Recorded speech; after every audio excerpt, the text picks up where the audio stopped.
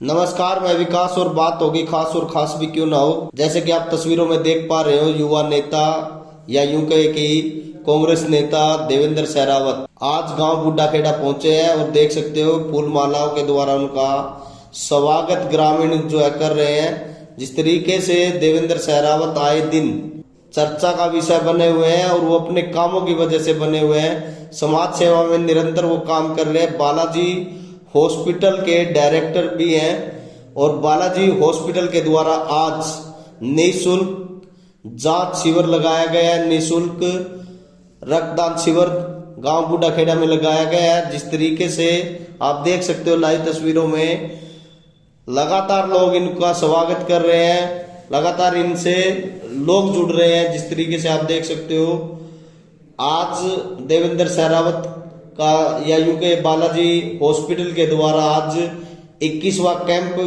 सफीदों के गांव बूढ़ा खेड़ा में लगाया गया और बूढ़ा खेड़ा में देख सकते हो आप काफी बड़ी संख्या में लोग पहुंचे हैं, उनका स्वागत कर रहे हैं। काफी लोगों के द्वारा रक्तदान भी किया जा रहा है और इस कैंप में आप देख सकते हो कि बड़ी संख्या में लोग आ रहे हैं, चेकअप करा रहे हैं और उनको फ्री में दवाई हॉस्पिटल के द्वारा दी जा रही है। हॉस्पिटल के एमबीबीएस डॉक्टरों के द्वारा लोगों की जांच की जा रही है। ये देखिए पगड़ी पहनाकर देवेंद्र सहरावत का स्वागत किया जा रहा है। आइए सुनते हैं क्या कुछ कहते हैं देवेंद्र सहरावत।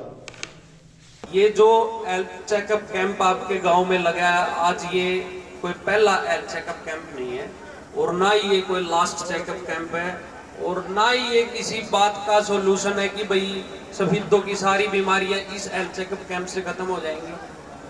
ये एक ध्यान आकर्षण का लगा लो या कुछ लगा लो कि भाई सफेदों में पहले आपको अपनी बीमारियों का इलाज कराने के लिए बसों में बैठ बैठ के रोहतक, कानपुर, पता नहीं कहां कहां जाना पड़ता था। ये हमने एक छोटी सी पहल की है।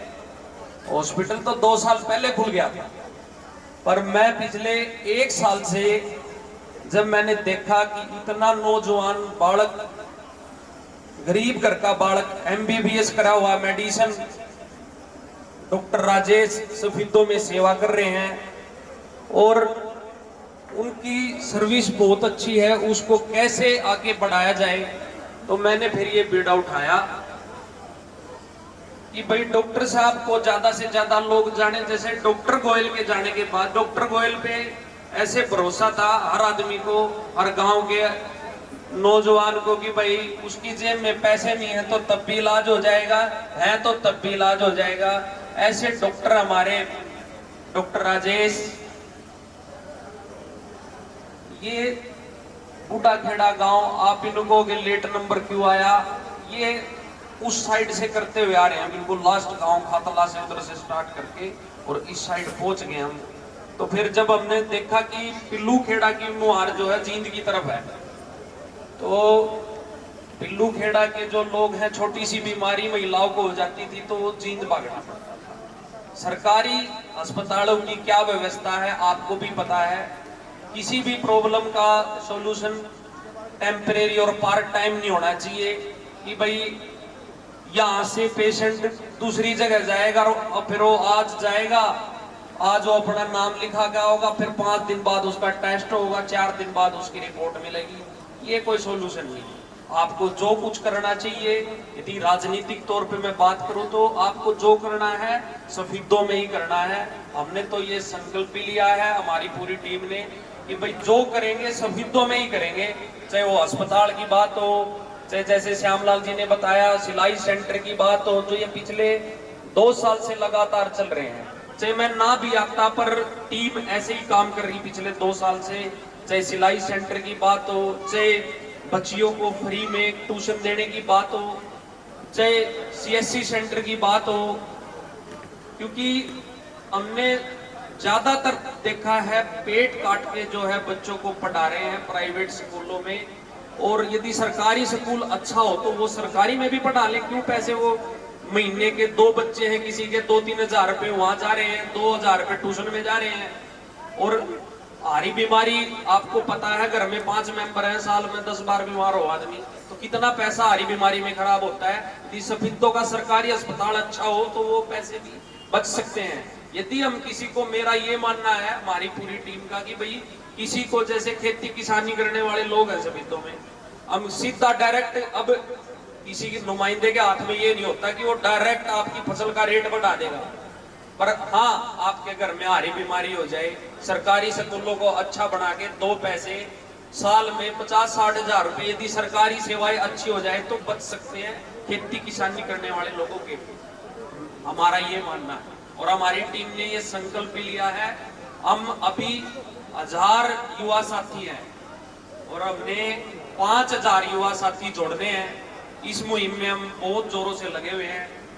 वो 5000 युवा साथी क्या करेंगे, आपके गांव के भी होंगे, उसमें गांव में 10-15 गाड़ है मेन, हर गाड़ में एक हमारी टीम का साथी होगा जो कभी कोई बीमारी हो जाए, किसी के घर पे एक टाइम पे पैसे ना भी हो तो उसका इलाज सफीदों से बाहर ना जाना पड़े उसको कराने के लिए, सफीदों के अंदर ही, या तो सरकारी में कराओ, सरकारी में नहीं सुनने वाला तो हमारी टीम जाएगी, अड़ेगी वहां पे, भाई क्यों नहीं कर रहे, क्यों रेफर कर रहे हो।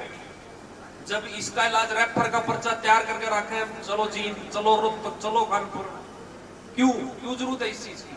और दूसरा, यदि किसी के पास पैसे हैं तो आपको लूटने पीटने की जरूरत नहीं है। 2 अस्पताल है आपके, एक पिल्लू खेड़ा में है, एक सफीदों में है। ये बात थी हेल्थ की, जो हम कर रहे हैं कोशिश। आप अपने बेटे पे, अपने भाई पे विश्वास रखना। 2-3 साल मेरे को चाहिएंगे सफीदों के लोगों को बाहर सीटी स्कैन, MRI ये कराने के लिए भी बाहर नहीं जाना पड़ेगा। ऐसी व्यवस्था आपको करके देंगे कि जिसके लिए आपको बड़े बड़े 10-10 हजार रुपए के टेस्ट कराने, 5-5 हजार रुपए का CT स्कैन कराने, आपको असंध, कानपुर, रोहतक, पता नहीं कहाँ जाना पड़ता है। 5-5 दिन में उसकी रिपोर्ट आवे, आपका टेस्ट जाते होगा। ये तो थी बीमारी की बात, क्योंकि देखो मैं भी नहीं चाहता कोई किसी के घर में बीमार हो, पर सबको पता है बीमारी तो चलती रहती है। हमारी बीमारी में 2 पैसे कम लगे या लगे ही नहीं तो वो इसलिए हो सकता है कि सरकारी अस्पताल काड़वा का और सफीदों का बहुत अच्छा हो। इसके लिए हम काम कर रहे हैं। मेरे को पता है, यदि आप किसी शहर का एग्जाम्पल उठा के देख लो, अब रोहतक का ही ले लो, वहां का सरकारी अस्पताल अच्छा है तो प्राइवेट भी बहुत अच्छे चलते हैं।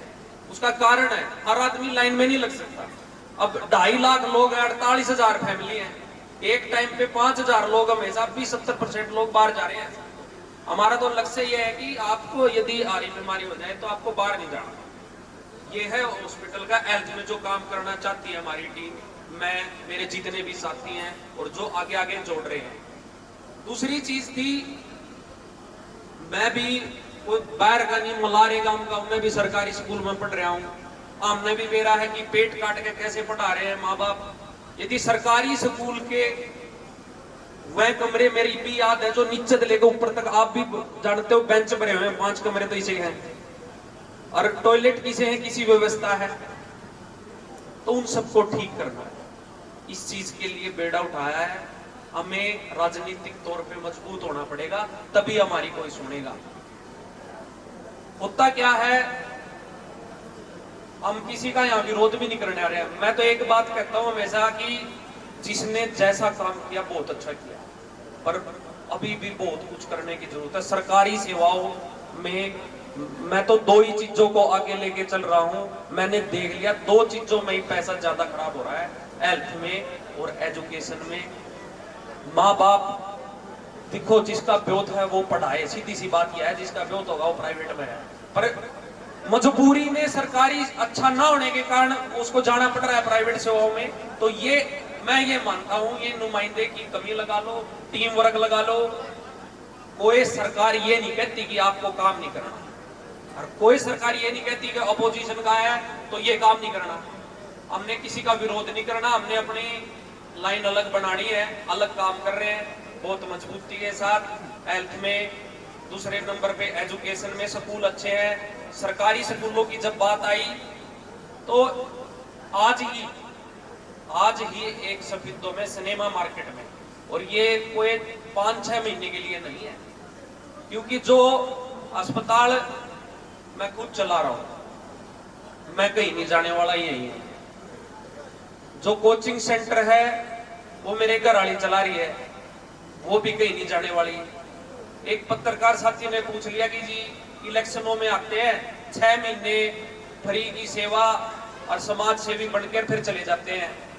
मैं कहा जी देखो ऐसा है, अब अस्पताल खोले हैं तो 6 महीने के लिए तो खोले नहीं, और हमने सरकारी में भी जिसकी सेवाएं नहीं मिलेगी ये भी व्यवस्था की है। हमने हॉस्पिटल का नाम अपना धर्मार्थ ना रख के इसको ट्रस्ट से जोड़ा है। सरपंच साहबों को हम इस चीज से जोड़ रहे हैं।